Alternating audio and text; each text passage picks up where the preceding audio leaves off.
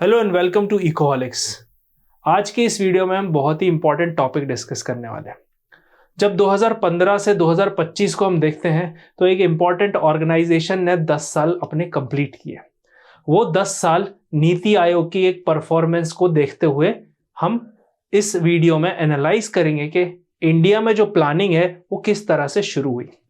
इस वीडियो हम नीति आयोग की कम बात करेंगे बट एक प्लानिंग के स्ट्रक्चर को देखेंगे जो कि कॉम्पिटिटिव एग्जामिनेशन में बहुत ही इंपॉर्टेंट है।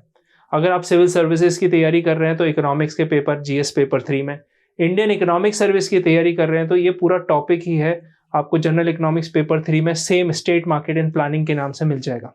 इकोनॉमिक्स ऑप्शनल की तैयारी कर रहे हैं यूपीएससी के लिए तो भी ये टॉपिक बहुत ही ज्यादा इंपॉर्टेंट है। उसके अलावा अदर कॉम्पिटिटिव एग्जाम जहां इकोनॉमिक्स पूछी जाती है, कहीं ना कहीं आपको प्लानिंग से क्वेश्चंस देखने को मिल ही जाएगा। तो इस वीडियो में हम समझेंगे कि प्लानिंग कैसे शुरू हुई, क्या हुआ, किस किस टाइप के मॉडल थे, जैसे महालनोबिस मॉडल, महात्मा गांधी मॉडल, वकील ब्रह्मानंदा मॉडल। उन सब मॉडल्स को भी हम देखेंगे, उनकी क्या आइडियोलॉजी थी और क्या वो मॉडल्स जो इंडिपेंडेंस के टाइम देखे गए थे, क्या आजादी के बाद भी आज 2025 तक क्या वो मॉडल एप्लीकेबल हैं, और अगर नहीं है तो उनमें क्या मॉडिफिकेशन रिक्वायर्ड है जिससे कि इंडिया एक 5 ट्रिलियन 10 ट्रिलियन डॉलर इकोनॉमी जल्दी से जल्दी बन सके। प्लानिंग एक बहुत ही ज्यादा इंपॉर्टेंट फीचर है किसी भी इकोनॉमी का। अलग अलग तरीके की इकोनॉमी होती है, जैसे प्लान्ड इकोनॉमी होती है, कोई कमांड इकोनॉमी होती है, कोई फ्लेक्सिबल फ्री इकोनॉमी होती है, और डिफरेंट टाइप्स ऑफ टर्म्स है। बट मेजरली अगर हम देखें तो दो ही टाइप की इकोनॉमी होती है, जहां गवर्नमेंट का ज्यादा कंट्रोल रहता है और दूसरी जगह जहां गवर्नमेंट का कम कंट्रोल रहता है। तो इन दो टाइप की प्लानिंग्स को आज हम यहां डिस्कस करने वाले हैं। वीडियो थोड़ी सी हो सकता लंबी हो, पर जो टॉपिक मैं ले रहा हूं उसको समझाने के लिए एक इत्मीनान का समय चाहिए। तो आपसे मैं रिक्वेस्ट करूंगा कि ये वीडियो को पूरा देखेंगे तभी आपको समझ में आएगा, क्योंकि जब भी हमको कोई कॉन्सेप्ट समझना है तो वो कॉन्सेप्ट समझने के लिए हमें इंपॉर्टेंट है कि हम उसको उतना टाइम दें। तो आज का टॉपिक है स्टेट मार्केट एंड प्लानिंग। इसको हम सबसे पहले डिस्कस करेंगे कि एग्जैक्टली क्या रिक्वायरमेंट है, क्या चीजें गवर्नमेंट ने 1947 से अप्लाई की हुई हैं, उसके पहले क्या था, उसके बाद क्या रहा। ये सारी चीजें आज हम डिस्कस करने वाले हैं। सबसे पहले हम देखते हैं प्लानिंग की डेफिनेशन क्या है। इसमें मैं आपको थोड़ी 2-3 स्टोरीज भी सुनाऊंगा जिससे आपको चीजें समझ में आएंगी। आप इस कार्टून को भी देख सकते हैं, इससे आपको रियलाइज होगा कि the good news is that we are constant growth. तो सेंट्रल प्लानिंग, और ये थोड़ा एक तरह का एक फनी कार्टून रखा गया है टू अंडरस्टैंड के प्लानिंग कहां से कैसे क्या चेंज हो गई। पर प्लानिंग का सबसे ज्यादा इंपॉर्टेंट डेफिनेशन वो है the technique to achieve predetermined goals. Like for example, एक स्टूडेंट भी यूपीएससी या किसी एग्जाम की तैयारी करता है तो वो एक गोल बनाता है जिसे हम कहते हैं प्री डिटरमाइंड गोल, मतलब पहले से सोचा हुआ गोल, पहले से बनाया हुआ गोल। इकोनॉमिक, सोशल, पॉलिटिकल और मिलिट्री। और ये कौन बनाता है? Central planning authority. तो 2015 के पहले से आजादी, मतलब 2015 के पहले से और 1947 के बाद से ये जो प्लानिंग है वो प्लानिंग कमीशन बनाया करती थी सेंट्रल गवर्नमेंट के बिहाफ पे। पर 2015 के बाद से जब एनडीए गवर्नमेंट आई तो उन्होंने इसको रिप्लेस करके नीति आयोग बना दिया। अब उसमें क्या डिफरेंस है आगे वाली स्लाइड्स में हम डिस्कस करेंगे।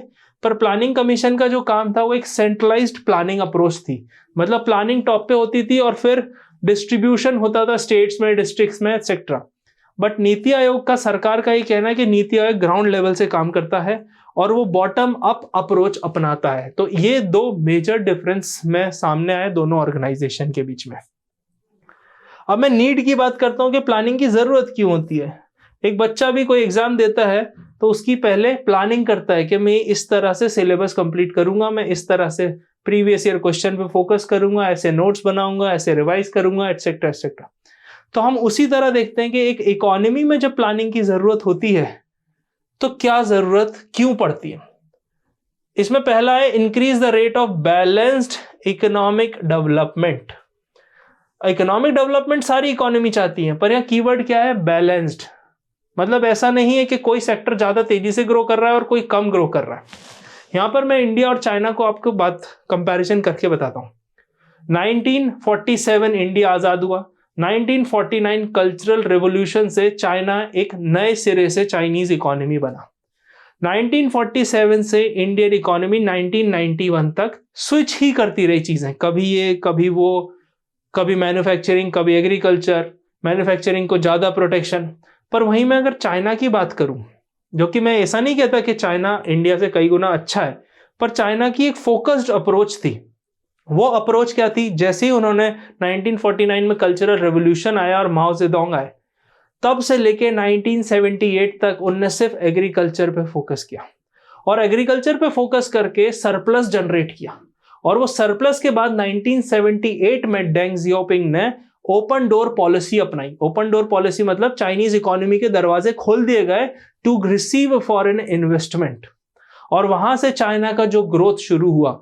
अगर आप दोनों इकोनॉमी का एक ग्रोथ पर्सपेक्टिव में ग्राफ देखेंगे तो आपको रियलाइज होगा कि हम 1990s तक तो ऑलमोस्ट सिमिलर पेस पे ग्रो कर रहे थे। तो ये जानने की बात है कि ऐसा हुआ क्या 1990s या अर्ली 21st सेंचुरी में कि चाइना इतनी तेजी से एक्सपोनेंशियल ग्रोथ अचीव करा। एक्सपोनेंशियल ग्रोथ कैसे होती है, जैसे मैं फॉर एग्जांपल आपको समझाता हूं।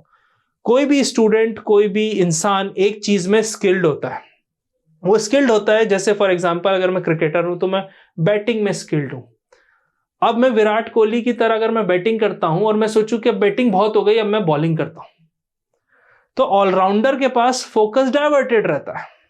पर एक बैट्समैन के पास बैटिंग का फोकस होता है, एक बॉलर के पास बॉलिंग का फोकस होता है। वैसे ही इकोनॉमी में प्लानिंग का एक फोकस होता है। जैसे इंडिया 2025 में सर्विस बेस्ड इकोनॉमी है। जो इंडिया की जीडीपी कंट्रीब्यूशन है उसमें सर्विसेज 60% से ज्यादा, बल्कि कई बार 66% से ज्यादा, मतलब आप समझ सकते हैं 2/3 कंट्रीब्यूशन सर्विस सेक्टर से है। अब इंडिया को पता है कि ये मेरी स्ट्रेंथ है, पर हम मेक इन इंडिया भी चालू कर रहे हैं, और मेक इन इंडिया को भी हमारे 10 साल हो गए 2024 में। तो ऐसा नहीं हम किसी सेक्टर को छोड़ दें, अभी फोकस हमारा सर्विस सेक्टर पे, क्योंकि सर्विस सेक्टर हमें एक्सपोनेंशियल ग्रोथ प्रोवाइड कर रहा है, जिससे कि इंडिया एक वर्ल्ड लेवल पे इकोनॉमिकली खड़ा हुआ है। तो वही यहां पे मेरा कहने का मतलब था कि the word balanced is important. तो इंडिया सर्विस सेक्टर में ग्रो कर रहा है, डजंट मीन हम मैन्युफैक्चरिंग पे फोकस ना करें, हम एग्रीकल्चर पे फोकस ना करें। जीडीपी कंट्रीब्यूशन अगर यूएस की बात करूं तो एग्रीकल्चर सेक्टर का 2 से 3% से ज्यादा नहीं है। पर फिर भी अमेरिकन इकोनॉमी में एग्रीकल्चर, वो लोग जो उनकी सेल्फ सफिशिएंसी है उसके हिसाब से वो केटर कर पाते हैं, उन्हें इंपोर्ट की जरूरत नहीं पड़ेगी। अगर वो चाहें तो वो करते हैं import, but if they want वो नहीं करें। सेकेंड है to improve and strengthen market mechanism. Planning क्यों इंपॉर्टेंट? 1991 के बाद से हम क्या करें, हमने मार्केट को ओपन कर दिया। अब मैं चाइना की आपको बात बता रहा था, 1978 में चाइना ने अपनी इच्छा से अपनी इकोनॉमी को ओपन किया, पर इंडिया ने 1991 में अपनी इच्छा से ओपन नहीं किया। इंडिया की मजबूरी थी, इकोनॉमिक क्राइसिस, और लोन अगर आईएमएफ से लेना है तो आईएमएफ की कुछ कंडीशनलिटीज होती हैं, और वो कंडीशनलिटीज इसी इकोनॉमी को फुलफिल करनी पड़ती हैं, तभी वो लोन देते हैं। अभी आप न्यूज में पढ़ते होगे पाकिस्तान हर कभी पहुंच जाता है हाथ फैलाने, तो कंडीशंस देते जाते हैं, वो फुलफिल करता है तो ही आगे बढ़ता है, नहीं तो नहीं बढ़ता। तो सेम है, मार्केट मैकेनिज्म को खोलना था। तो एलपीजी जो रिफॉर्म्स थे उसे क्यों हम मार्केट मैकेनिज्म कहते हैं। उन्होंने कहा, आईएमएफ ने कहा इकोनॉमी ओपन करो, फॉरेन इन्वेस्टमेंट आने दो, इकोनॉमी सर्कुलेट होगी, पैसा कमाओगे, लोन वापस कर पाओगे, जो कि बात गलत नहीं थी। जब हमारे पास क्राइसिस थी 15 डेज के फॉरेन एक्सचेंज रिजर्व्स बचे थे, जो अभी आप बांग्लादेश की देख सकते हो, जो तख्ता पलट बांग्लादेश में हुआ है, सो कॉल्ड डेमोक्रेसी के प्रोटेक्टर ने ही किया है। तो सबसे बड़ी चीज है, बांग्लादेश आज से 20 साल पीछे हो गया। तो इंडिया को उस समय लोन की बहुत जरूरत थी, और वो लोन किसी कंडीशन पे मिलना था, वो है एलपीजी। तो अगेन प्लानिंग, मार्केट मैकेनिज्म। दूसरा है इंफ्रास्ट्रक्चर बनाना है, एग्रीकल्चर, इंडस्ट्री सेक्टर, इस सब के लिए हमको प्लानिंग की जरूरत पड़ेगी। रोड कहां बननी है, रिमूविंग इनइक्वालिटीज एंड पॉवर्टी। तो जब भी कोई इकोनॉमी ओपन होती है, जब वो तेजी से ग्रो करती है, तो उसका कोई एक सेक्टर है तेजी से ग्रो करता है, बाकी सेक्टर्स थोड़ा पीछे रह जाते हैं। तो जैसे जैसे इकोनॉमी में ग्रोथ स्टेबलाइज होती है, इक्वालिटी भी स्टेबलाइज होती है। एक छोटा सा एग्जांपल आप समझेंगे, इंडिया में जब 1991 से आप देखेंगे तो कुछ लोगों के पास बहुत पैसा था, फिर धीरे धीरे बहुत सारे लोगों के पास पैसा आने लग गया। और इसका एग्जाम्पल मैं किसी पर कैपिटा इनकम से नहीं दूंगा, वो सब आप बोलोगे कि डेटा सरकार का है, सरकार तो ऐसा ही डेटा देगी, किसी प्राइवेट फर्म का है, अमेरिकन रिसर्च एजेंसी का है, सबके बायस डेटा है। मैं कहूंगा आप खुद ही अपना एनालिसिस कीजिए। आप देखिए कि ट्रेन में पिछले 10-15 सालों में पहले कितने एयर कंडीशंस के डब्बे बढ़े हैं। पहले ट्रेन में 1 या 2 एसी के डब्बे होते थे, आज पूरी ट्रेनें एसी की होती हैं। इससे आप समझ सकते हैं कि परचेजिंग पावर कितनी बड़ी है। पहले रेस्टोरेंट्स में मंथली एक्टिविटी होती थी खाना, आजकल घर पे आदमी मंथली एक्टिविटी में खाता है। आप इससे समझ सकते हैं कि इनकम लेवल बड़ा है। Purchasing power is a different case. Money की वैल्यू जरूर गिरी है, अभी भी हम देख रहे हैं रुपी टू डॉलर लगातार गिरे ही जा रहा है, पर वो स्टेबलाइज होगा ही, क्योंकि ये मार्केट मैकेनिज्म है। We can not protect that. Purpose ये है कि हमारी इकोनॉमी तेजी से ग्रो होती रहनी चाहिए। रुपी का जो स्लाइडिंग डाउन है उसको हमको कंट्रोल करना है, उसकी स्पीड को, पर वो अल्टीमेटली मार्केट के अकॉर्डिंग स्टेबल होगा ही। लास्ट है development of money and capital market. अभी हाल ही में मैं न्यूज पढ़ रहा था कि बैंक्स ने एक चिंता जताई है कि इंडिया में सेविंग अकाउंट में डिपॉजिट कम होते गए।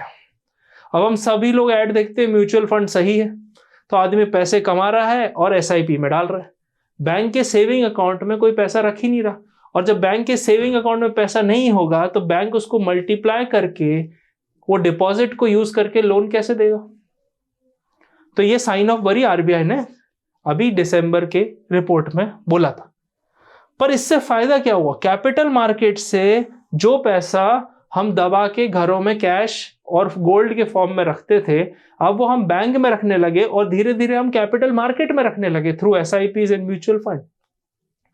उससे जो पैसा है वो वापस इकोनॉमी में सर्कुलेट हुआ है, और जो भी कंपनीज के शेयर्स आप लोग खरीदते हैं, म्यूचुअल फंड लोग खरीदते हैं, उन कंपनीज को एक वर्किंग कैपिटल मिला जो कि उनकी ग्रोथ को इन्फ्यूज किया।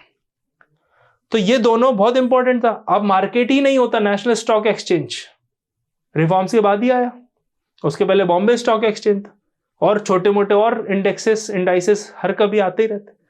तो ये दोनों बढ़ने से भी आगे बहुत इंपॉर्टेंट। तो ये सब प्लानिंग का पार्ट है। प्रॉब्लम्स क्या थी प्लानिंग में? इनएडिक्वेट स्टैटिस्टिकल डेटा, डेटा सही नहीं मिलेगा तो डिसीजन सही नहीं ले पाएंगे। इमेजिन कीजिए आप टेस्ट सीरीज दे रहे हैं, वो टेस्ट सीरीज में आप देते ही जा रहे हैं टेस्ट, पर आपको टेस्ट के नंबर ही नहीं पता चल रहा है, तो आप कैसे एनालाइज करोगे कि आप इंप्रूव कर रहे हो, पीछे जा रहे हो, एक ही जगह पे स्टेगनेंट है? तो इसलिए डेटा बहुत इंपॉर्टेंट है प्लानिंग के लिए। नेक्स्ट है lack of control over private sector. तो ये प्रॉब्लम है, जब इकोनॉमी खुलती है तो प्राइवेट सेक्टर पे कम कंट्रोल रह जाता है, क्योंकि सरकार का काम है इकोनॉमी को चलाना, ना कि बिजनेस करना। अभी 21st सेंचुरी में बहुत लोग क्रिटिसाइज करते हैं कि पब्लिक सेक्टर बैंक्स को प्राइवेट कर दिया गया, एयर इंडिया को प्राइवेट कर दिया गया, बीएसएनएल की ग्रोथ हो नहीं रही है। मेरा यहां पर कहना है कि मैं सरकार के बिजनेस में घुसने के अगेंस्ट नहीं हूं, पर जैसे जैसे सरकार का रोल चेंज होते जा रहा है उनको अडॉप्ट करना होगा कि सरकार का रोल है कानून बनाना, सरकार का रोल है कंपनीज अच्छे से फंक्शन करें, सरकार का रोल है प्राइवेट कंपनीज को कंट्रोल करने का, ना कि प्राइवेट कंपनी से compete करने का। तो ये सारी चीजें। नेक्स्ट है कांस्टेंट कैपिटल आउटपुट रेशो। ये प्रॉब्लम थी उस टाइम प्लानिंग की, जो हमारा कैपिटल टू आउटपुट रेशो है, मतलब अगर मैंने 1 रुपया लगाया है तो मेरे को 2 रुपये बनेगा या 4 रुपये बनेगा। Capital to output ratio, for example 100 crore का एक ब्रिज बनाया, वो 100 करोड़ के ब्रिज बनने से क्या इकोनॉमी में 400 करोड़ का फायदा हुआ? अगर वो ब्रिज बनता है तो ट्रैफिक जाम नहीं होगा, ट्रैफिक जाम नहीं होगा तो पेट्रोल डीजल का कंजम्पशन नहीं होगा, एनवायरनमेंट पे भी इंपैक्ट होगा। वो ब्रिज बनने से स्पीड बढ़ेगी तो लॉजिस्टिक तेजी से पहुंचेंगे एक जगह से दूसरी जगह तक। तो ऐसे बहुत सारे फैक्टर्स होते हैं जो कैलकुलेट किए जाते हैं। लास्ट है lack of coordination between planned policies and annual budget. अब प्रॉब्लम ये थी, बजट बनाती है मिनिस्ट्री ऑफ फाइनेंस और प्लान बनाती थी प्लानिंग कमीशन, तो ये कोऑर्डिनेशन का इशू था जो कि लेटर ऑन ठीक हो गया। पर ये आप समझें कि प्लानिंग का क्यों इंपॉर्टेंस है। अब यहाँ पे हम टाइप्स देखेंगे, दिस इज वेरी इंपॉर्टेंट।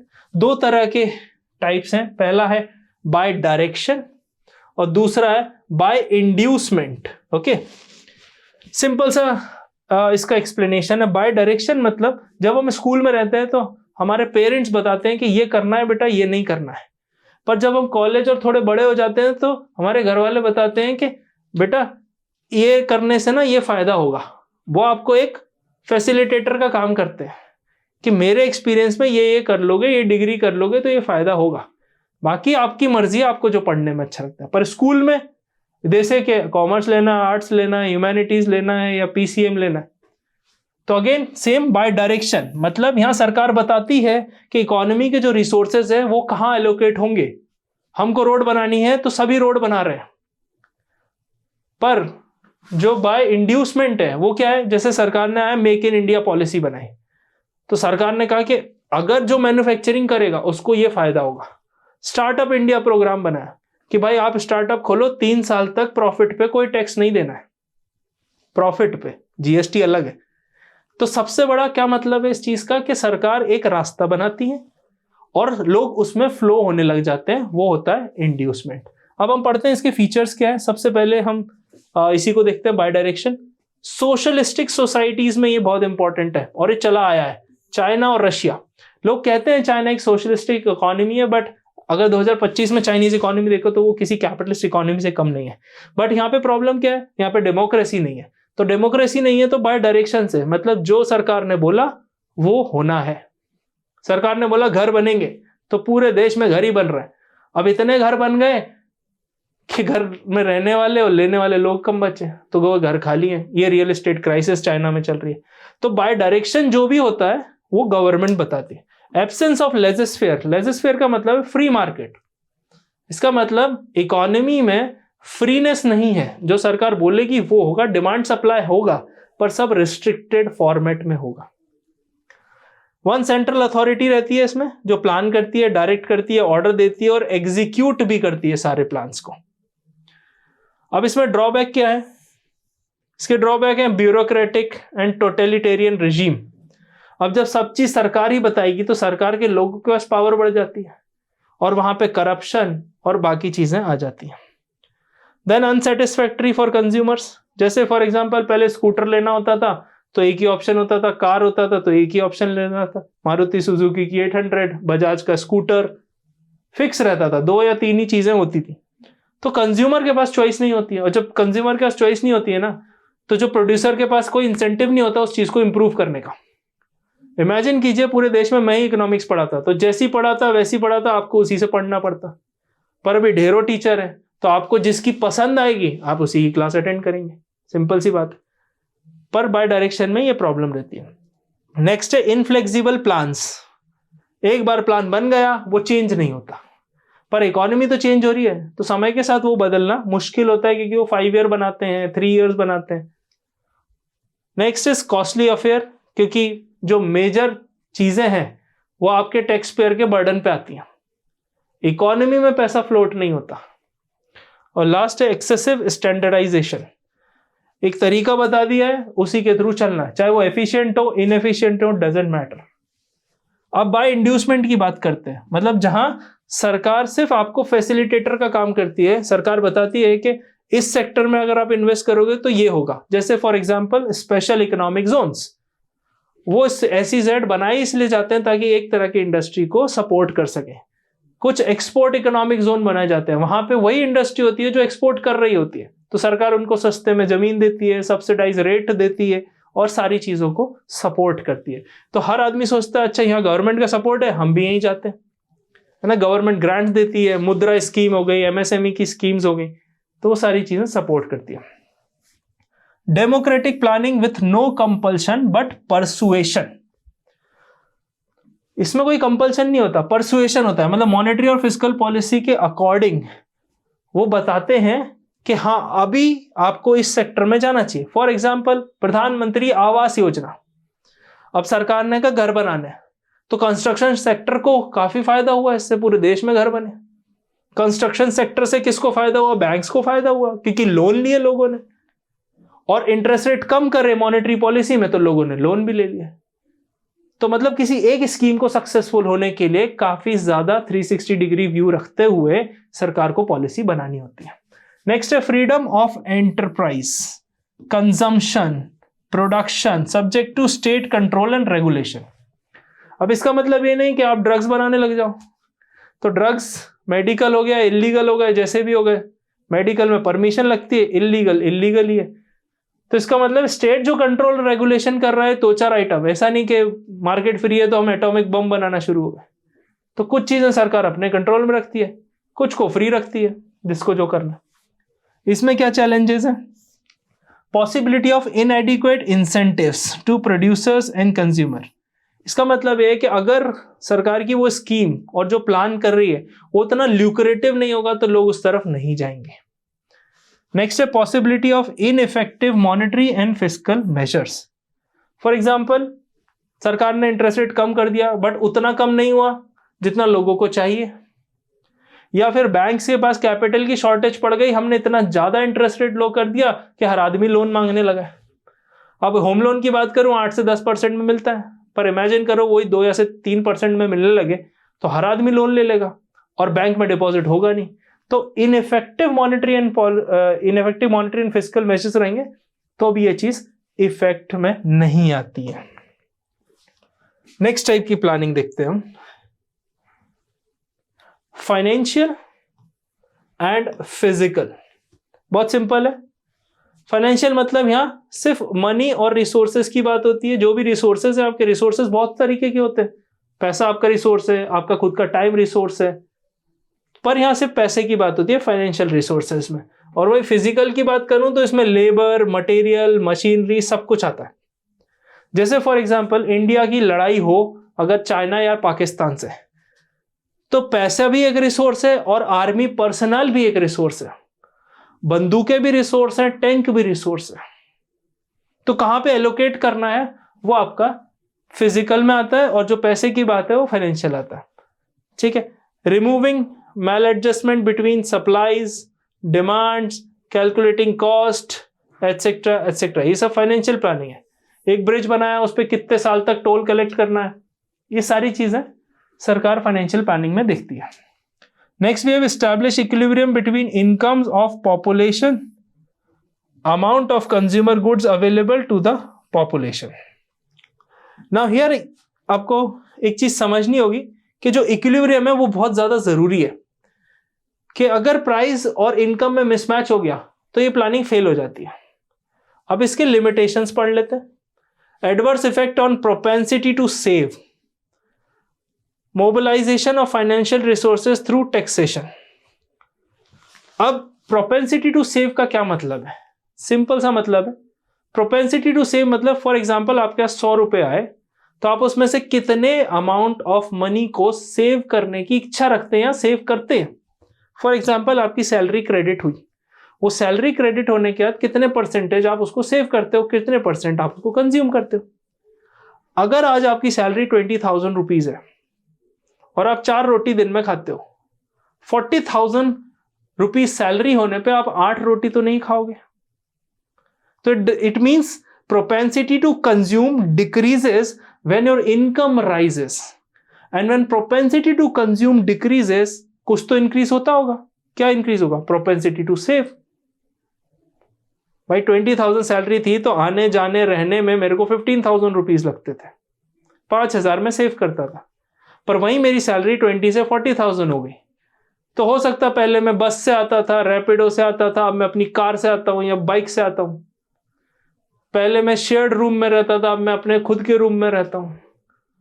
पहले मैं थोड़े सस्ते होटल या टिफिन में खाता था, अब मैं थोड़े महंगे में खाऊंगा। तो जब सैलरी 40,000 हुई तो मेरे जो खर्चे थे 20,000 के टाइम, 15,000 के, वो अब 25,000 के हो गए। बट स्टिल जो मेरी सेविंग थी 5,000 की, सैलरी बढ़ने पे वो मेरी सेविंग 3 टाइम्स हो गई, 15,000 हो गई। तो क्या होता है? ये होता है प्रोपेंसिटी टू सेव। तो इस पे अफेक्ट आता है फाइनेंशियल प्लानिंग में थ्रू टैक्सेशन। नेक्स्ट है prevalence of unorganised sector in underdeveloped country leading to supply shortage. अब पहले क्या होता था? मनी लेंडर्स क्यों थे? क्योंकि जो फॉर्मलाइज्ड बैंकिंग सेक्टर था वो स्ट्रगल कर रहा था। फॉर्मलाइज्ड बैंकिंग सेक्टर को बहुत प्रॉब्लम चलती थी, क्योंकि वो लोन देना उनके लिए बहुत मुश्किल होता, अनसिक्योर्ड लोन जाते नहीं थे। पर आज की तारीख 2025 में देखो, जिस आदमी की कोई इनकम नहीं है उसको भी 2-2, 3-3 लाख का पर्सनल लोन ऑफर कर रहे हैं बैंक्स। तो क्रेडिट आसान हो गया है, पहले क्रेडिट कठिन था। तो जब पहले क्रेडिट कठिन था तो अंडर डेवलप्ड एरियाज में आपके अनऑर्गेनाइज प्लेयर आ जाते हैं, जैसे बॉलीवुड में था 1990s में। पूरे माफिया, दाऊद इब्राहिम और ये सारे लोग डी कंपनी बना के बॉलीवुड में फंड करते थे, क्योंकि एक मूवी बनाने के लिए जो पैसा चाहिए था वो बैंक के पास नहीं था, या बैंक उस मूवी बनाने के लिए पैसा नहीं देते थे। तो कहीं ना कहीं वो वैक्यूम फिल हुआ, पर आज की तारीख में वो प्रॉब्लम नहीं है। नेक्स्ट है फिजिकल की बात कर लेते हैं। In terms of factor allocation, इसमें लेबर, मटेरियल, मशीनरी इंपॉर्टेंट है। उनकी यील्ड देखते हैं, मैक्सिमाइज देखते हैं, कितना इनकम एंड एम्प्लॉयमेंट उसमें बढ़ रहा है। इधर एम्प्लॉयमेंट का मतलब जॉब नहीं है, इधर एम्प्लॉयमेंट का मतलब है, फॉर एग्जाम्पल मैंने एक गड्ढा खोदना है, उसमें 5 लोग लगाए हैं, पर वो 5 एक बराबर तो काम करेंगे नहीं, शायद 4 काम करेंगे, एक रेस्ट करेगा, और तो वो जरूरत 4 लोगों की है पर रोटेशन पे 5वां लगा हुआ है। This is called employment. Employment मतलब कोई भी चीज उस पर लगी हुई है। फॉर एग्जाम्पल एक मशीनरी है जो टूल्स प्रोड्यूस करती है, उसकी कैपेसिटी है दिन में 10 घंटे चलने की, पर वो सिर्फ 6 घंटे ही चल रही है, क्योंकि मैं उतना माल ही प्रोड्यूस नहीं कर रहा हूं। तो इसका मतलब वो मशीन 6 आवर्स के लिए ही एम्प्लॉयड है, 4 आवर्स के लिए अनएम्प्लॉयड है। ठीक है। नेक्स्ट है long term planning over short term piecemeal planning. इसका क्या मतलब है कि जो फिजिकल प्लानिंग होती है वो लॉन्ग टर्म ही होती है। जैसे अगर आपने कोई मूवी देखी होगी, फॉर एग्जाम्पल परमाणु की बात कर लेते हैं, तो जब वो पोखरण में टेस्ट कर रही थी गवर्नमेंट, तो उन्होंने कहा कि यहाँ पे सैटेलाइट हटानी है तो मुझे दूसरी जगह मोबिलिटी करनी पड़ेगी। तो उन्होंने सारे कश्मीर में अपनी मिलिट्री प्रेजेंस बढ़ा दी। तो अमेरिका को लगा कि कश्मीर में कुछ होने वाला है, तो जो एक्स्ट्रा सैटेलाइट्स थी इधर उधर से उनने वहां पर प्लेस कर दी। उस चक्कर में ध्यान कहीं और था और हमने काम कहीं और कर दिया। Same thing happened on 5 August 2019, article 370, ध्यान कहीं और करके कहीं और रुके। अब प्रॉब्लम क्या है कि जो फिजिकल प्लानिंग होती है वो लॉन्ग टर्म होती है, टाइम लगता है उसमें। आर्मी को मोबिलाइज करना पाकिस्तान बॉर्डर से चाइना बॉर्डर, तो टाइम लगेगा। नेक्स्ट है challenges, lack of statistical data again, कि भाई कितने लोग एम्प्लॉयड हैं, कितने लोग हैं। अगर ये स्टैटिस्टिकल डेटा परफेक्ट होगा तो डिसीजन लेने में आसानी होगी। And problem of balancing different segments of economy, तो ये थोड़ा एक स्किलफुल है, पर ये दोनों चीजें रिक्वायर्ड है जो कि फिजिकल प्लानिंग को अफेक्ट करते हैं। Next we have types. इसमें अनदर टाइप है इंडिकेटिव प्लानिंग है और इंपेरेटिव प्लानिंग है। सेम ही है लगभग, वर्ड्स डिफरेंट है थोड़े। इंडिकेटिव में सरकार इंडिकेशन देती है, डिसेंट्रलाइज होती है ना, ऑपरेशन एंड एग्जीक्यूशन उसके नेशनल प्लान्स के अकॉर्डिंगली होते हैं। इसका मतलब सिंपल सा है, सरकार एक इंडिकेशन देती है कि हाँ अब सरकार एग्रीकल्चर पे फोकस कर रही है, अब सरकार ऑर्गेनिक फार्मिंग पे फोकस कर रही है, तो इंडिकेशन दे दिया। और जब इंडिकेशन दे दिया तो इसका मतलब है इकोनॉमी उस तरफ फ्लो करने लगती है। अब एग्रीकल्चर सेक्टर स्ट्रगल कर रहा था, रीजन है farmer suicide is a problem, फिर दूसरा प्रॉब्लम है सॉइल डिग्रेडेशन, तीसरा है लैंड फ्रैगमेंटेशन और लैंड की शॉर्टेज। अब खेती मल्टी लेवल फ्लैट की तरह तो हो नहीं सकती कि एक के ऊपर एक, कुछ एरियाज में होती है, कुछ तरीके की फार्मिंग होती है, बट राइस फील्ड, व्हीट, ये सब तो हो नहीं सकता अभी। इन फ्यूचर हो तो बहुत अच्छी बात है। तो रूफ टॉप सोलर लगने लग गए क्योंकि सोलर जमीन खाते हैं। तो धीरे धीरे एग्रीकल्चर लैंड श्रिंक हो रहा है। अब वो एग्रीकल्चर लैंड श्रिंक हो रहा है, फार्मर्स अनएजुकेटेड हैं, टेक्नोलॉजी अडॉप्ट नहीं हो पा रही, तो सरकार ने कहा एग्री स्टार्टअप स्कीम वैसे ही अच्छी चल रही है, एग्रीकल्चर को जरूरत है एग्री स्टार्टअप। अब अगर आप एग्री स्टार्टअप के बारे में सर्च करेंगे तो आप रियलाइज करेंगे कितनी ज्यादा एडवांस टेक्नोलॉजी में लोग काम कर रहे हैं इसमें।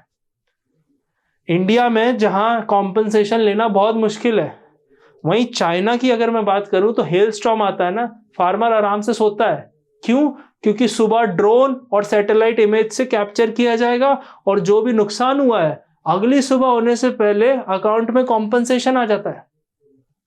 This is the advance technology. तो जब चाइना कर सकता है तो हम भी कर ही सकते हैं। हमारे पास भी टैलेंटेड लोग हैं, हमारे पास भी टेक्नोलॉजी एडवांस है, ड्रोन हमारे पास भी है, सैटेलाइट हमारे भी है। विल पावर की जरूरत है। तो again the word indicative, this prevails in France, generally the term indication.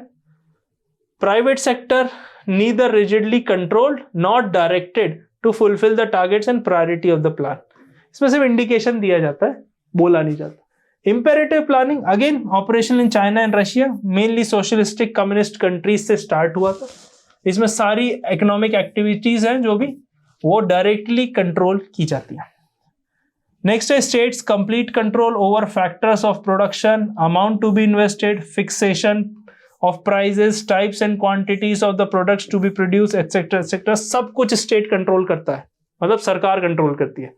तो यहाँ पे हमको सबसे ज्यादा इंपॉर्टेंट क्या है यहाँ समझना कि यहाँ सारी चीज सरकार बताएगी, कौन सा स्कूटर होगा, कौन सी कार होगी, कहाँ रोड बनेगी, क्या प्रोड्यूस किया जाएगा एग्रीकल्चर में, कौन सी मैन्युफैक्चरिंग यूनिट होगी, क्या एक्सपोर्ट होगा, क्या इंपोर्ट होगा, everything will be told by government. इधर रिजिडिटी प्रिवेल की जाती है, कंज्यूमर्स की कोई सोवरेनिटी नहीं होती, तो ये डिस्टॉर्ट कर देता है एक सेक्टर को और एडवर्सली अफेक्ट करता है एंटायर इकोनॉमी को। जैसे चाइना की अगर मैं बात करूं तो अभी तक मैं चाइना की तारीफ ही कर रहा था, पर अभी एक बहुत बड़ा फैक्टर है जो 2015 से चाइना स्ट्रगल कर रहा है। चाइना वर्ल्ड इकोनॉमी में सबसे अच्छा और सस्ता प्रोड्यूस कैसे कर पा रहा था? चाइना का लेबर कॉस्ट उसमें बहुत बड़ा फैक्टर था। अब चाइना में स्टैंडर्ड ऑफ लिविंग बढ़ेगा तो लेबर की वेजेस बढ़ेंगी, और जब लेबर की वेजेस बढ़ेंगी तो जो लो कॉस्ट का बेनिफिट वो थ्रू आउट द वर्ल्ड का सप्लायर बन के उठा रहा था वो नहीं उठाएगा। तो जब लो कॉस्ट वेजेस थी तो उनका रियल एस्टेट का जो सेक्टर था वो स्ट्रगल करा, क्योंकि लो कॉस्ट वेजेस वाले लोग उनके घर नहीं खरीद रहे थे। तो जब रियल एस्टेट में स्ट्रगल आया तो जिन्होंने बैंक से लोन लिया था वो डिफॉल्ट कर गए और बैंक भी स्ट्रगल कर गए। तो लो लेवल इक्विलिब्रियम में चाइनीज इकोनॉमी 2015 के बाद से फंसी थी। फिर 2016 में ट्रंप आए, ट्रंप के आते ही टैरिफ एंड बाकी सारी चीजें लग गई, तो जो लो कॉस्ट एडवांटेज था वो भी वाइप आउट हो गया टैरिफ की वजह से। तो चाइना ने उस टैरिफ को अपनी कॉस्ट और कम करके सेट ऑफ किया ताकि वो अमेरिकन मार्केट में बना रहे। इससे हुआ क्या?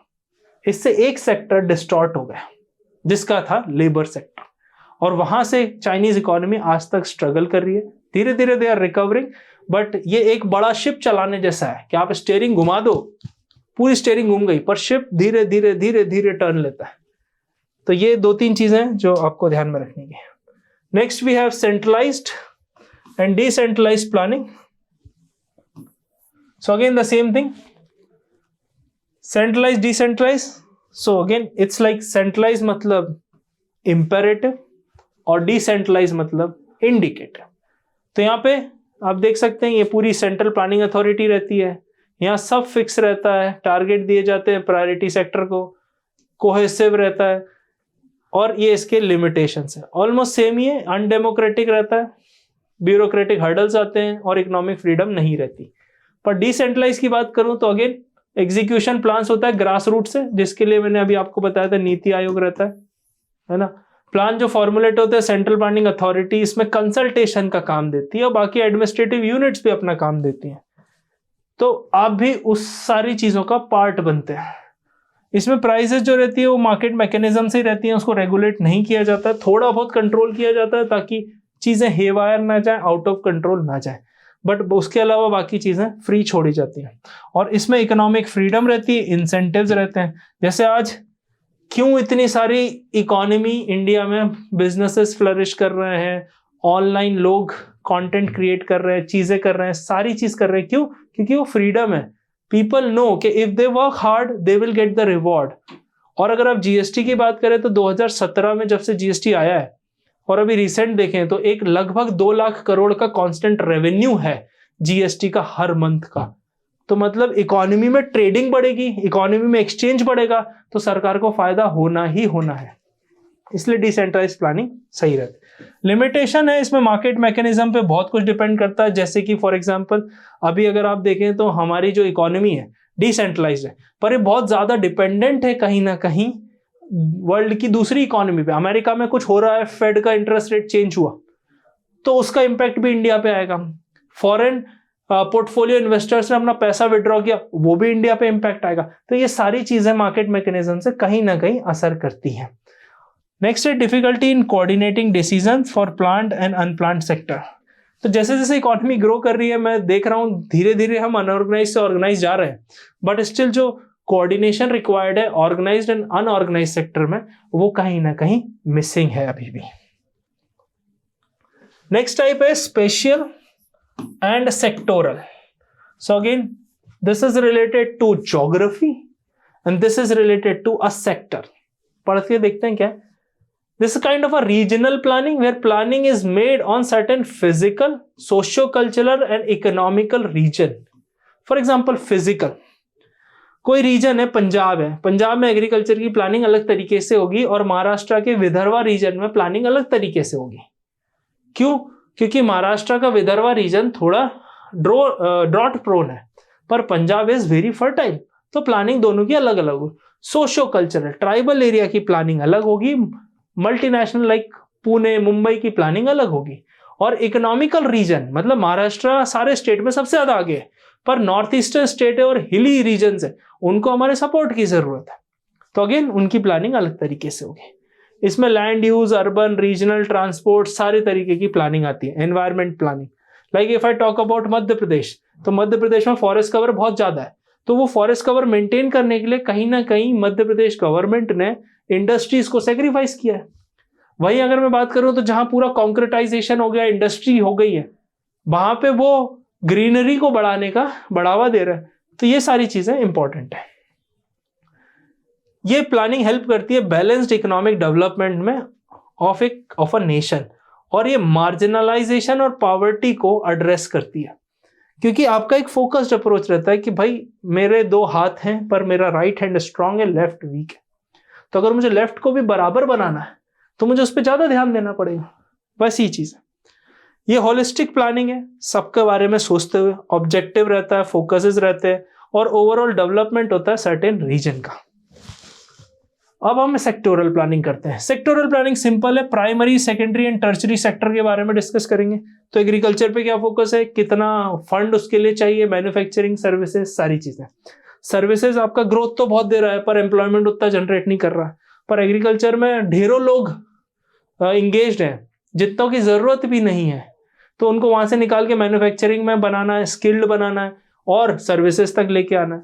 तो ये सब सेक्टोरल प्लानिंग है। ये सिस्टमेटिक अप्रोच है बट मोर सब्जेक्टिव है, डिपेंड करता है सेक्टर टू सेक्टर। ये प्रमोट करता है इकोनॉमिक डेवलपमेंट को in major sectors, cross community infrastructure, addressing distress sectors with large scale job losses. तो जैसे फॉर एग्जांपल मैंने अभी आपको बताया कि मैन्युफैक्चरिंग सेक्टर में मेक इन इंडिया को सक्सेसफुल करने के लिए जब 2014 में मेक इन इंडिया शुरू हुआ, तो उसको सक्सेसफुल बनाने के लिए कंपनीज ने बोला कि ठीक है हम आके मैन्युफैक्चर तो कर लेंगे इंडिया में, पर हमें टैलेंट कहां से मिलेगा। तब मोदी जी ने कहा स्किल इंडिया, हम स्किल करेंगे और वो स्किल्ड लोगों को मेक इन इंडिया में जॉब मिलेगी। फिर आया आत्मनिर्भर भारत कोविड के टाइम, तो उससे इंडिया सेल्फ डिपेंडेंट, मतलब without any dependency on the other countries. तो हमारा कहने का मतलब ये नहीं था कि हम इंपोर्ट को रिस्ट्रिक्ट कर रहे हैं, पर हमारा ये कहना था कि हम अपने आप में सक्षम इतना बन जाएं कि हमें दूसरे की कहीं ज्यादा जरूरत ना पड़े। एस जयशंकर हमारे फॉरेन मिनिस्टर, अगर आप उनको सुना होगा आपने ये चीज, जब उनसे पूछा गया कि चाइना को इंडिया कैसे इग्नोर कर रहा है इंपोर्ट्स को रिड्यूस करने में, क्योंकि चाइना के साथ हमारा ट्रेड डेफिसिट का इशू काफी टाइम से है, तो एस जयशंकर ने कहा कि जो चाइना प्रोवाइड करता है वो कई सारी चीजें ऐसी हैं जो दुनिया में दूसरी जगह मिलती ही नहीं है। तो आत्मनिर्भर भारत में हम पूरी चीज खुद ही मैन्युफैक्चरिंग कर रहे हैं। सपोज फॉर एग्जांपल कोविड के बाद की बात है, उन्होंने ये चीज कही थी कि हॉस्पिटल के जो इक्विपमेंट्स हैं ठीक है हम पूरे बना लेंगे, पर उसके असेंबली में कुछ पार्ट्स ऐसे हैं जो सिर्फ चाइना ही बनाता है। तो you can not ignore China. मतलब नेशनलिज्म का एक पैट्रियोटिज्म और एक वेव बहुत अच्छी चीज है, बट एक प्रैक्टिकलिटी में अगर चीजें देखें तो हम उतना एडवांस अभी नहीं पहुंचे हैं कि हम चाइना से डिपेंडेंसी पूरी हटा सकें। रिसेंटली आपने देखा होगा इंडिया ने चाइना से बॉर्डर इश्यूज सॉल्व करके कोशिश की है कि चाइना से रिलेशन अच्छी हो। नीति आयोग ने 10 साल कंप्लीट किए, जिसके उस पर मैं ये वीडियो बना रहा हूं, और ये प्लानिंग कमीशन थी। ये कई जगह मैं ऑलरेडी कवर कर चुका हूं, NITI Aayog versus planning commission, पर मैंने ये वीडियो बनाते टाइम मैंने सोचा कि एक बार और इसको आपको दिखा दिया जाए। तो यहां से आप इसका कंपैरिजन पढ़ सकते हो। थोड़ा एडमिनिस्ट्रेटिव है, आई कैन से, थोड़ा फैक्चुअल इंफॉर्मेशन है, तो पॉज करके आप खुद ही पढ़ लेंगे तो आइडिया लग जाएगा। अब हम आगे बढ़ते हैं ब्रॉड क्राइटेरिया पे। इक्विटी इन डेवलपमेंट, इसको समझते हैं इक्विटी, और यह है स्टेक होल्डर पार्टिसिपेशन। जैसे कहीं आपको किसी की मदद करने की जरूरत पड़े तो आप उसको सीधे पैसे मत दो, आप उसको इतना इक्विप्ड बना दो कि वो पैसे कमा सके। फॉर एग्जाम्पल, रोड पे आपको कोई इंसान दिखा, आपने सोचा इसको मैं 100, 200, 500, 1000 रुपए दे देता, उससे बेहतर है आप उसको ठेला दिला दो, उस पर वो कुछ सब्जी भाजी बेच के सक्षम बन सकता है। इसको हम कहते हैं स्टेक होल्डर पार्टिसिपेशन। जो जो उस प्रोसेस में इन्वॉल्व है उनको पार्टिसिपेट कर। सरकार जनता के लिए पॉलिसी बनाती है, जनता को इन्वॉल्व कर लो। तो स्टेक होल्डर जब इन्वॉल्व होते हैं तो डिसीजन सही निकलते हैं। दूसरा है इक्विटी इन डेवलपमेंट। इक्वालिटी और इक्विटी में डिफरेंस है, हम पढ़ते हैं इसको, फिर आपको मैं अच्छे से समझाता हूं। Increasing inequality due to globalisation, power imbalances, political space, intergenerational wealth transfer etcetera. Distributive justice, कई बार आपने पढ़ा होगा इसको प्लानिंग कमीशन के डॉक्यूमेंट्स में, is central to nation development. Core priorities क्या है? यूनिवर्सल बेसिक सर्विस, जैसे एजुकेशन सबको मिलनी चाहिए, क्योंकि आज आप अगर ये लेक्चर देख पा रहे हैं तो कहीं ना कहीं आप एक मोबाइल डिवाइस या लैपटॉप और इंटरनेट अफोर्ड कर पा रहे हैं, और उसके बाद एग्जाम देने के लिए जो भी एक आपको फाइनेंसेस रिक्वायर्ड है, एग्जाम फॉर्म भरना, उसकी तैयारी करना, कोचिंग की फीस, मेंटरिंग एटसेट्रा। पर एजुकेशन एक बेसिक सर्विस होनी चाहिए, सबको मिलनी चाहिए। हेल्थ, इंप्रूव्ड सर्विस डिलीवरी, तो हेल्थ भी एक ऐसी चीज है जो इकोनॉमी के लिए बहुत इंपॉर्टेंट है। इकोनॉमी को रन करना है तो हेल्थ सेक्टर का अच्छा होना जरूरी है, और हेल्थ सर्विस का डिस्ट्रीब्यूशन होना बहुत जरूरी है। कोविड के बाद से आप देखेंगे तो हेल्थ सर्विसेज बहुत ही ज्यादा कॉस्टली हो गई है, इसलिए आप देखेंगे, मैं एक ऐसे बता रहा हूं, अगर आप हेल्थ इंश्योरेंस का सब्सक्रिप्शन देखें तो वो लगातार बढ़ ही जा रहा है। इसका मतलब लोग हेल्थ इंश्योरेंस की तरफ जा रहे हैं, क्योंकि वो इंश्योरेंस लेके इंश्योर्ड होना चाहते हैं कि कल को अगर कोई प्रॉब्लम आई तो उनके पास एक फाइनेंशियल बैकिंग होगी इंश्योरेंस की। Then we have targeted action for disadvantage group, तो उनके लिए ये इक्विटी होती है। Social protection through insurance, minimum wages, guaranteed employment etcetera. Redistribution through progressive taxation, lower tax on staple food. So GST, जैसा कि हम सभी जानते हैं, कोशिश है कि उसको एक रेट बना दिया जाए, पर 4-5 स्लैब अभी भी हैं और सरकार उसको रिड्यूस करने का सोच नहीं रही है। पिछले अगर 7 सालों की बात करूं, 8 सालों की बात करूं, तो सबसे ज्यादा सिंपल है, यहां हमको ये समझना है कि इक्विटी क्यों इंपॉर्टेंट है। जैसे for example universal basic income अगर हम सबको देते हैं तो क्या वो बड़े बड़े इंडस्ट्रियलिस्ट के घर वालों को भी मिलेंगे? तो इक्विटी का मतलब है जिसको जरूरत है जितनी, उसको उतना मिले। ठीक है, अब हम स्टेक होल्डर पार्टिसिपेशन की बात करते हैं। इसमें सबसे बड़ी चीज है, स्टेक होल्डर्स को जब आप इन्वॉल्व करते हो ना तो आपको इनपुट्स बहुत अच्छे मिलते हैं। So taking into consideration the legitimate interest of identified stakeholders. For example, किसी ट्राइबल एरिया में आप कुछ इकोनॉमिक एक्टिविटी करना चाह रहे हैं, उनको इन्वॉल्व करो, उनको बताओ कि ये क्यों जरूरी है, इससे क्या होगा, और उनको डिसीजन मेकिंग में बताओ कि ये ऑब्जेक्टिव्स हैं। स्पेशली लोकल डेवलपमेंट में बहुत काम आता है। पार्टनरशिप रहती है तो बॉटम अप अप्रोच रहता है, और जनता भी आपके साथ रहती है। तो जो वोट बैंक रहता है आपका, उसको भी आप प्रोटेक्ट करके चलते हो, क्योंकि सरकार तो इसी तरह से सोचती है। तो ये रियलिटी है, you can not ignore that. Criticism क्या है? इलिटरेट है, बहुत सारे लोगों को पता ही नहीं है कि इससे होगा क्या, उनका विजन ही नहीं है, उनको लग रहा है मेरा तो सही चल रहा है, सब चलने दो। ये एक प्रॉब्लम रहती है, तो उनके डिसीजन इन्फ्लुएंस होते हैं। Most of the stakeholder affected by not in my backyard, मेरे को क्या लेना देना, मेरे को इससे कोई मतलब ही नहीं है, व्हाई शुड आई पार्टिसिपेट। तो ये सारी चीजें इस पार्टिसिपेशन को कमजोर बनाती है। अब हम यहां देखते हैं मॉडल्स ऑफ प्लानिंग, जो कि मैंने आपको शुरू में भी बताया था कि हम कुछ मॉडल्स भी डिस्कस करेंगे। शॉर्ट में मैं आपको समझाता हूं। Gandhian model which we call Mahatma Gandhi और Gandhi ji, because whenever you write in the examination you should address properly father of our nation. इसका ब्रीफ समझते हैं। Gandhian model says limitation of wants, maximum satisfaction with available resources. Okay, what does it mean? It means limited resources mein we can go for maximum benefit. Like for example, if you see Indian economy right now, majority of people are able to feed themselves on their own, but the problem is that people are aspiring for more and more. That is good, but that actually promotes consumerism as well. But here in this model, it is clearly visible that maximum satisfaction with available resources. So Gandhi ji कहते ही थे कि अगर आधे glass का पानी का requirement है तो पूरा ग्लास लेना भी वेस्ट ऑफ रिसोर्सेज है, जो कि बात गलत नहीं है, पर उस पर्सपेक्टिव से आप इस मॉडल को देखिएगा, आपको ज्यादा समझ में आएगा. Not all kinds of desires and satisfaction contribute to happiness. Individuals' desire for goods, services is not a limited set, unending sequence of desires.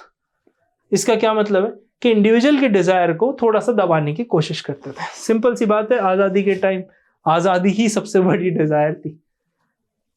Next बात करते हैं वेस्टर्न कल्चर का मल्टीप्लाइंग बॉन्ड्स. उनका कहना था कि वेस्टर्न कल्चर है मतलब बॉन्ड्स को मल्टीप्लाई करते जाना, और जब देश आजाद हुआ था तब रिसोर्सेस लिमिटेड थे. Rationality is equals to deliberate restriction of material desires.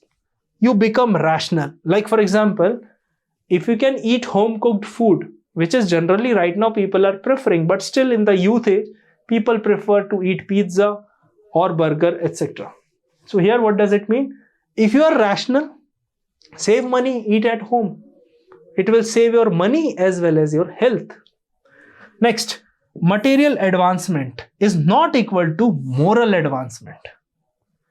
So that is what we call Swadeshi movement. That was Swadeshi movement, adopt domestic goods, restrict imports, because when you restrict imports, like if you ask a kid born in 1990s or your elder brother, sister, you'll ask your parents as well, they prefer to have a party at home.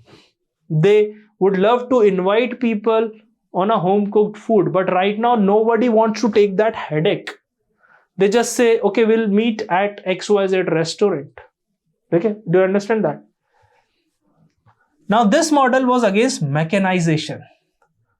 They said machine replaces human and animal labor instead of supplementing. Like for example, imagine that there's no slide and I'll be writing everything on like this pen and digital board. How much time it requires? But just because of help of this digital board, it means help of a machine and a labor, I am able to produce the output at an efficient rate. But the Gandhian model said that this is not helping, this is replacing. That's why the model was against mechanization. Machine displaces labor at an increasing rate. That's what he said. Like for example, previously, if you have to like harvest a certain crop, you need animals, human labor. But if you take one machine, it can replace all the human labor. That's why the model was against it. No limit to expansion, growth, and creates unemployment. Because at the time of independence, we did not have any alternative choice of employment. When you don't have alternative choice of employment, then you see the employment generation in agriculture sector only. And that is why I feel that is justified during the time of independence.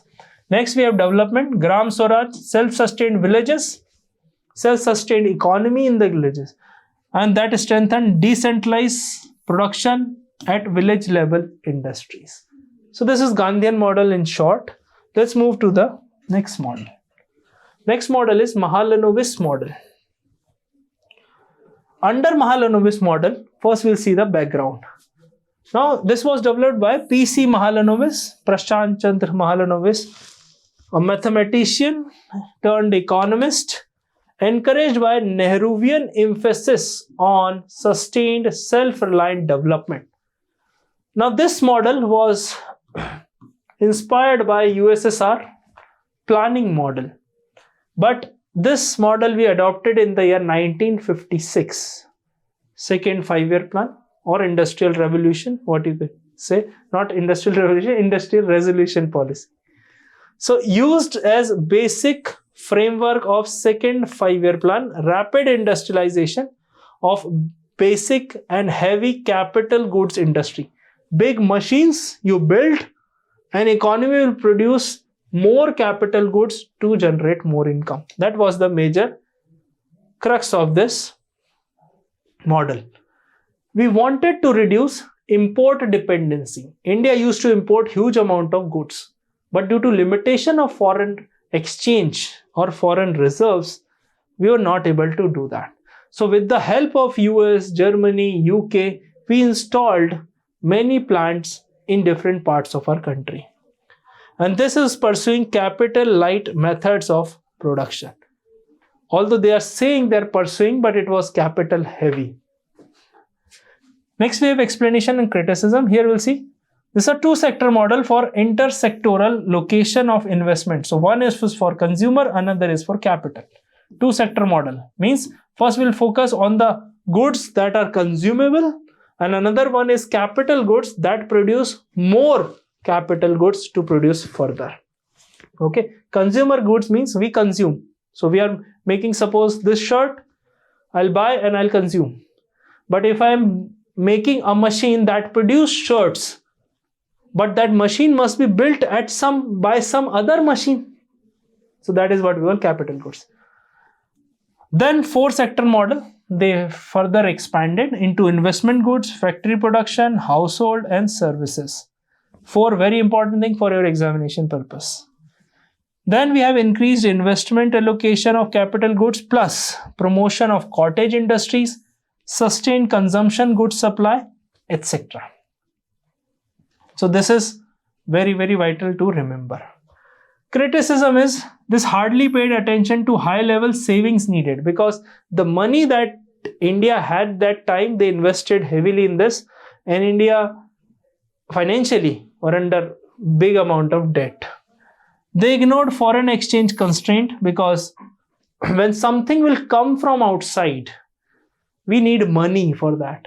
And that money we have spent majorly in big industries establishing, and that increase our gestation period. Gestation period means the day one you will install the industry, and from the day you will earn the first money out of it. And next we have problems in implementation due to supply shortage and inflation. So again, that actually destroyed the whole purpose, and that's where India struggled in 1960s.